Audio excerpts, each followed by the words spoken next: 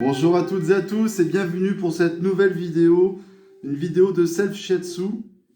Donc aujourd'hui, on va faire des pressions digitales, de l'auto-shiatsu sur son propre corps et on va s'intéresser à l'étage du cou. Donc le cou, c'est un carrefour stratégique qui se situe entre la tête et le tronc et dans lequel passe un certain nombre de choses comme des muscles, des nerfs, du sang à travers les veines, les artères, etc.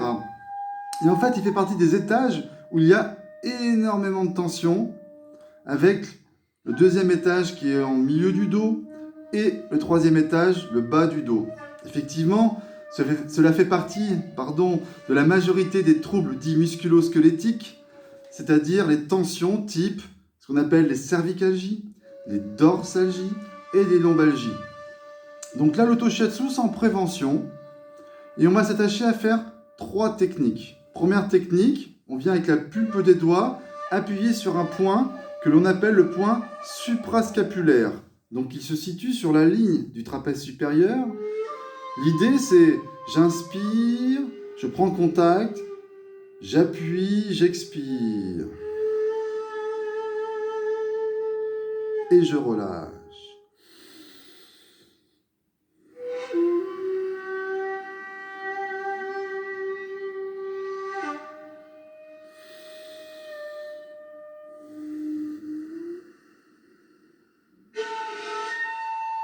Et je relâche. L'idée, c'est d'appuyer en direction de la ligne au niveau du creux dit épigastrique, c'est-à-dire la zone que l'on appelle communément le plexus solaire, la zone corporelle où se situe l'estomac, le diaphragme. Et donc, l'appui, vous voyez, il va dans cette direction-là. Un appui standard, c'est entre 3 et 5 secondes. Deuxième passage, avec la pulpe du pouce, je viens en fait faire la ligne, donc je vais me tourner, la ligne antérieure, donc contre le bord d'un muscle qui s'appelle, l'acronyme étant le SCOM, le sternocléido-occipito-mastoïdien. Premier point, 1. C'est un point qui en fait on peut entendre la pulsation cardiaque, ce qui passe sur une bifurcation de l'artère carotide.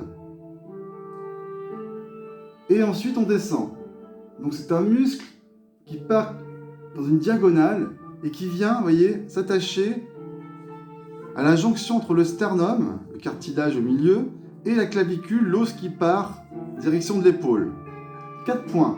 1, 2, 3, 4, 1, 2, 3, 4.